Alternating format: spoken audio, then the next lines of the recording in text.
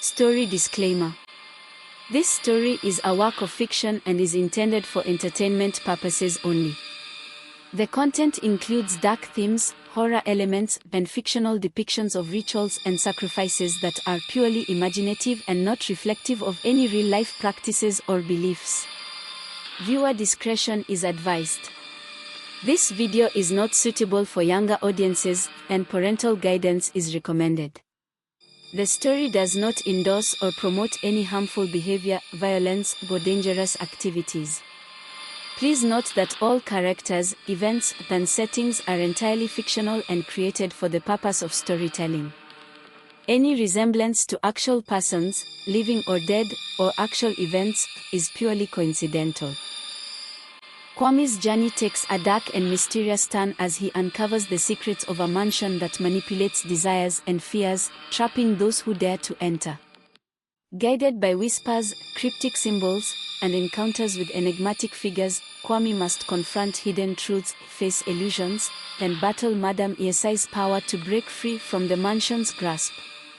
As he discovers the cost of liberation, each chapter reveals deeper layers of deceit, sacrifice, and the strength needed to reclaim freedom.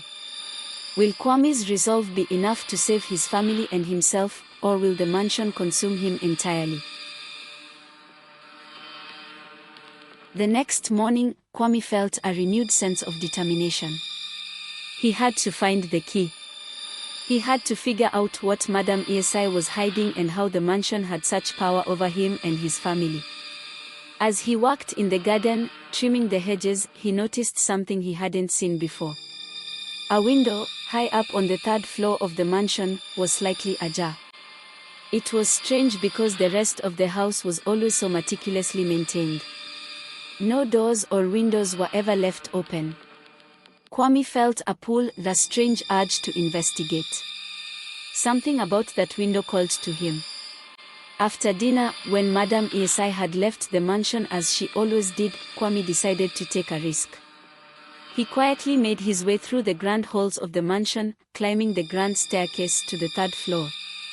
The halls were dimly lit, casting long shadows on the walls as he walked. He reached the end of the hall and found the door beneath the window he had seen. It was old, the wood warped and worn, unlike the rest of the mansion. He reached for the handle, but before he could touch it, the door creaked open on its own. Inside was a small, dusty room, barely lit by the moonlight streaming through the open window. In the center of the room was a single object, a chest, ancient and covered in strange carvings that glowed faintly in the dark.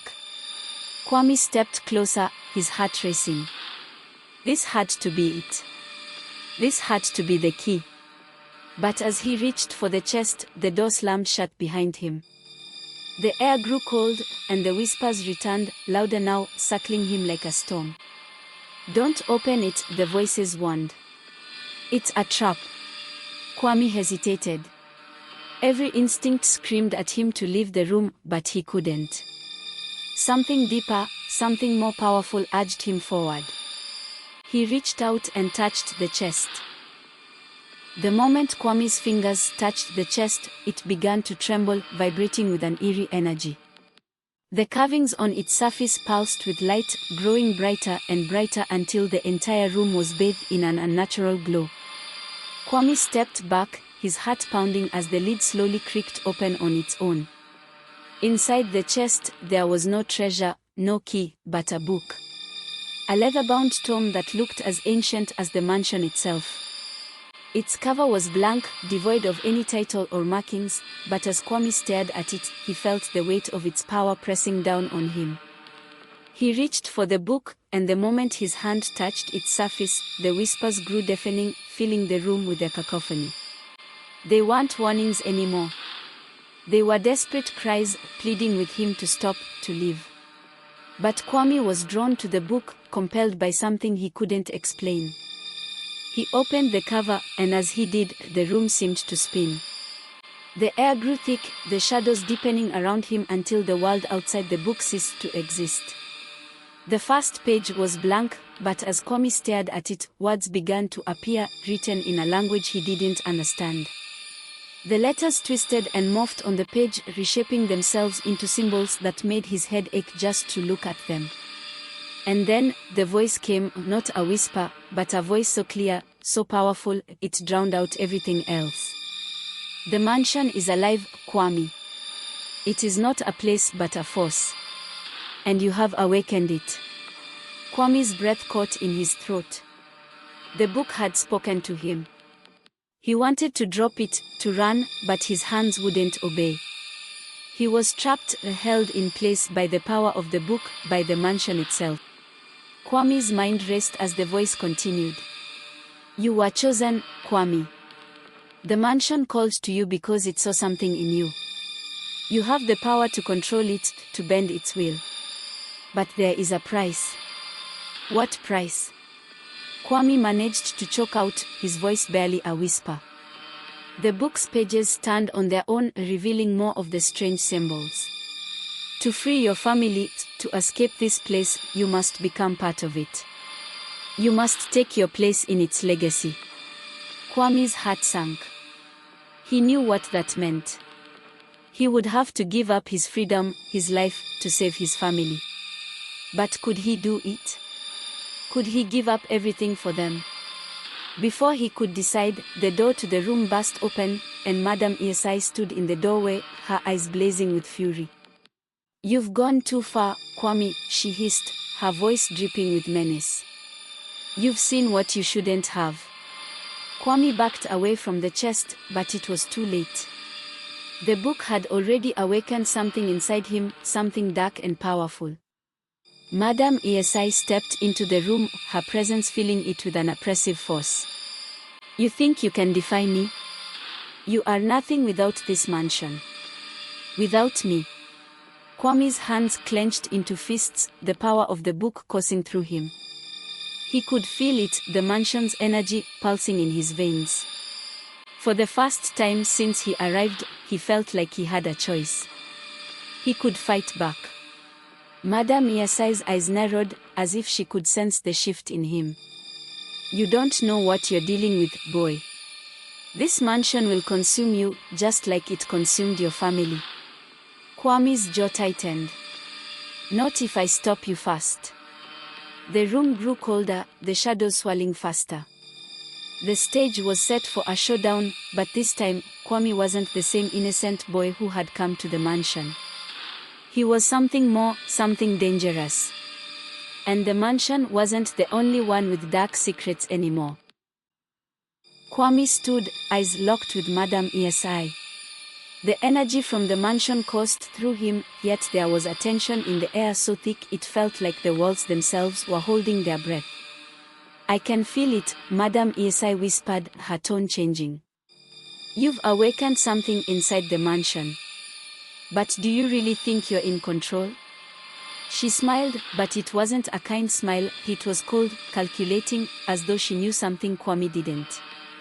The shadows in the room shifted again, almost in sync with her words. Kwame felt the energy flicker, as if the mansion itself was listening. The whispering voices returned, growing louder by the second. You were never meant to see the truth, Kwame, Madam Esi continued, taking slow, deliberate steps toward him. You were chosen to serve, not to challenge. But now, you've opened the door to something far bigger than you could ever imagine. Kwame's heart raced. The weight of the mansion, the voices, the strange connection to his family, it all felt like it was building toward something. What are you talking about? He asked, his voice trembling. The mansion is alive, Madam Esi said, her eyes gleaming with a dark secret. But it needs more than just caretakers. It needs people. And you. Kwame's eyes widened. I never agreed to this. You tricked me. But before he could say more, the ground beneath them began to rumble. The mansion shook, and the lights flickered. Madam Esi's face twisted into something unreadable, almost like she was losing control. The mansion is testing you, she hissed. It's deciding whether you are worthy of its power. Kwame didn't know what to believe. Everything he had known was crumbling around him. But then, through the rising tension, he realized something: the mansion was communicating with him.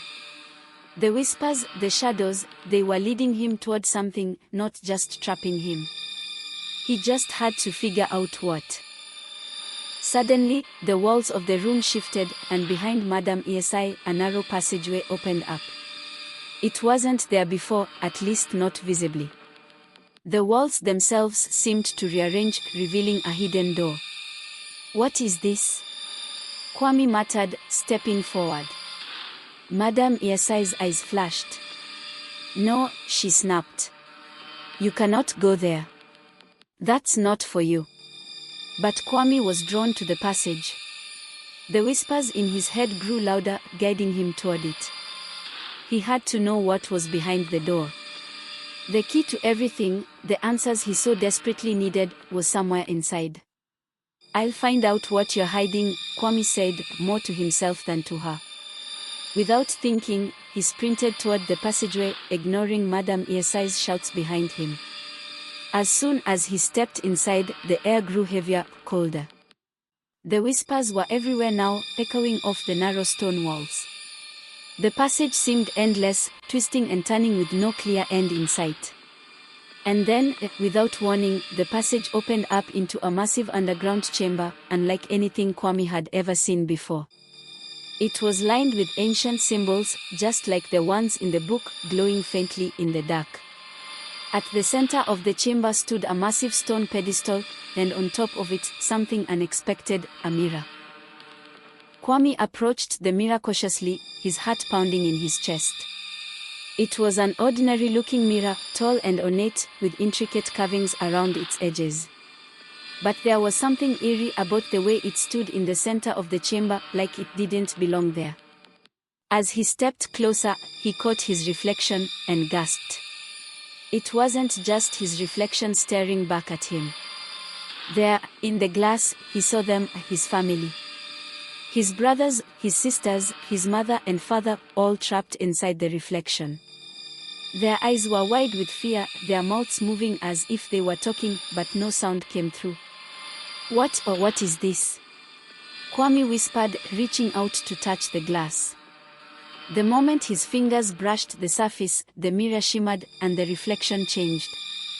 Now, it showed not just his family, but him, a future version of himself, older, wealthier, standing beside Madam Esi in a room full of luxury and opulence. "You see?" Madam Esi's voice echoed from behind him. Kwame turned to find her standing at the entrance of the chamber, her expression calm, almost smug. "This is what you could become. This is what the mansion offers." Kwame's stomach churned.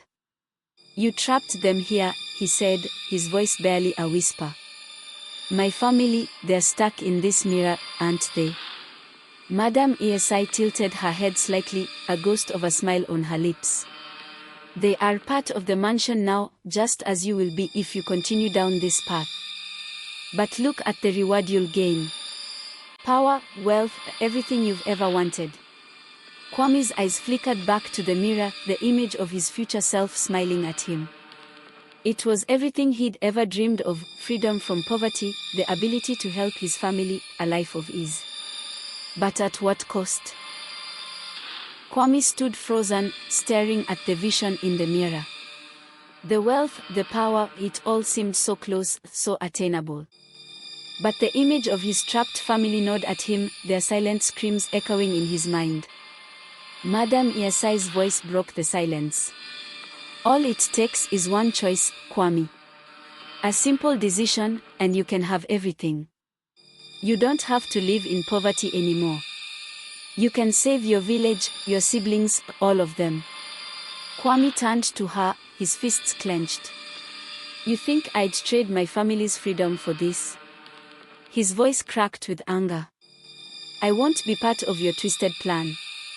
Madam Esi's smile faltered, just for a moment, but her confidence didn't waver. "You don't understand, Kwame. The mansion chose you. It's already inside you. There's no turning back now." Kwame's mind raced. Was she right? Had he already sealed his fate by coming here, by touching the book, by agreeing to work for her? The mansion's grip on him felt tighter with every passing second. And then it hit him. The mirror, it wasn't just showing him a possible future. It was a lie, a reflection of what Madam Esi wanted him to see. The mansion had been twisting reality, manipulating his perception all along. "This isn't real," Kwame whispered, stepping back from the mirror. "None of this is real." The room grew colder, the shadows around him darker. Madam Esi's eyes narrowed. "You think you can defy me, Kwame? The mansion will never let you go." But Kwame wasn't listening. The whispers in his head had shifted, growing clearer, guiding him away from the mirror, away from the illusions. He turned his back on the reflection and ran. Kwame's footsteps echoed as he fled through the dark passageway, his breath coming in ragged gasps. The whispers grew louder, urging him to keep moving. He could hear Madam Esi's shouts behind him, but he didn't dare look back. He needed to find an escape from the mansion's web of deceit. The passage twisted and turned, seemingly endless. Every corner revealed more of the mansion's dark secrets, symbols carved into the stone walls, flickering lanterns casting eerie shadows, and an unsettling silence that seemed to press in from all sides. Finally, he emerged into another chamber, even larger than the first. This one was filled with old, dusty books and strange artifacts. A large wooden desk stood at the center, covered in stacks of papers and ancient tomes. The room was dimly lit by a single flickering lantern hanging from the ceiling. Kwame approached the desk, his curiosity overcoming his fear. He rifled through the papers, looking for anything that might shed light on the mansion's secrets. Among the documents, he found a journal with a worn, leather cover. The pages inside were filled with handwritten notes and sketches. As he flipped through the pages, he found entries detailing the history of the mansion, its construction, and the strange rituals performed within its walls. One entry caught his eye, a description of a ceremony that involved binding individuals to the mansion's will, using their deepest desires against them. Kwame's heart raced. The mansion wasn't just a place of wealth, it was a house, trapping people with their own dreams. The journal described how the mansion fed off the desires and fears of its occupants, growing stronger with each new person. "This is madness," Kwame muttered, realizing the full extent of Madam Esi's manipulation. The mansion was a trap designed to exploit people's ambitions, not to offer them true freedom. As Kwame continued to read, he felt a sudden chill. The shadows in the room seemed to come alive, stretching and warping. He glanced up to see the lantern flicker wildly before extinguishing, plunging the chamber into darkness. Panicked, Kwame scrambled to find a light source. His hands groped through the clutter on the desk until he found a matchstick and a candle. He lit the candle and held it high, trying to dispel the darkness. But as the candle's light grew, Kwame noticed something alarming. The artifacts and books on the desk were vanishing, disappearing as if they were never there. The room was shrinking, the walls closing in around him. He had to get out before the chamber disappeared completely. Kwame dashed toward the passageway, but as he reached the entrance, he was met by a new figure, an older man with a stern expression and a tattered cloak. "Who are you?" Kwame demanded. The man didn't answer. Instead, he pointed to a small door hidden behind a stack of old books. "This way," he said, his voice barely a whisper. "It's the only way out."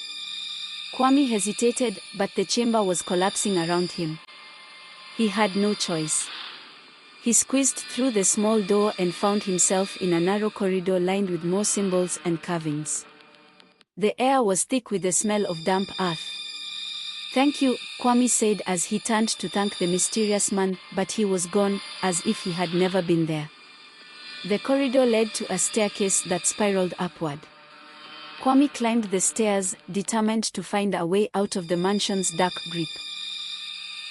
Kwame emerged from the staircase into a lavish room, far more elegant than any he had seen in the mansion before. It was a sitting room with plush sofas and a grand piano. The walls were adorned with beautiful paintings, and the room was filled with the soft light of chandeliers. At the center of the room sat a young woman in a flowing gown, her face obscured by a veil. She was playing a hauntingly beautiful melody on the piano. Her fingers moved gracefully over the keys, but the music had a melancholic tone that sent shivers down Kwame's spine. "Who are you?" Kwame asked, his voice echoing in the room. The woman stopped playing and looked up, her eyes shining through the veil. "I am a visitor," she said softly. "I've been waiting for someone like you." Kwame took a cautious step forward. "What do you mean?" "The mansion is not what it seems," the woman said. "It feeds on the desires of those who enter. But not everyone is trapped. Some of us are here to help." Kwame's eyes widened. "Help? How?" The woman rose from the piano and approached Kwame. "You have a choice to make. The mansion can either consume you or you can find a way to escape its grasp. You must understand its secrets and break free from its control." Kwame felt a surge of hope. "But how?" The woman handed him a small, ornate box. "Inside this box is something that can reveal the truth. Use it wisely." Before Kwame could ask more questions, the woman vanished, leaving the room in eerie silence. He looked at the box, feeling a mix of curiosity and apprehension. Kwame carefully opened the ornate box. Inside, he found a small, intricately designed key and a folded piece of parchment. The key seemed ordinary, but the parchment was covered in cryptic symbols and diagrams. He unfolded the parchment and studied it, trying to make sense of the symbols. The diagrams appeared to show a layout of the mansion, with hidden rooms and passageways marked in red. One location in particular stood out, the room labeled the heart of the mansion. Kwame's heart pounded. The heart of the mansion must be where the true power was hidden, where the mansion's dark influence originated. He had to find this room. He pocketed the key and followed the diagrams, navigating through the twisting corridors of the mansion. As he moved, he felt the mansion's energy shifting, almost as if it were reacting to his quest. Every turn seemed to bring new challenges, rooms that shifted, walls that closed in, and whispering shadows that seemed to guide or mislead him. But Kwame remained focused, driven by the promise of uncovering the mansion's true nature. Finally, Kwame reached the room marked on the parchment. It was hidden behind a large, ornate door, intricately carved with the same symbols he had seen throughout the mansion. He inserted the key into the lock and turned it. The door creaked open, revealing a dimly lit room filled with ancient artifacts and strange, glowing crystals. At the center of the room was a large, stone altar with a book resting on it. Kwame approached the altar and picked up the book. It was bound in dark leather and embossed with an intricate design.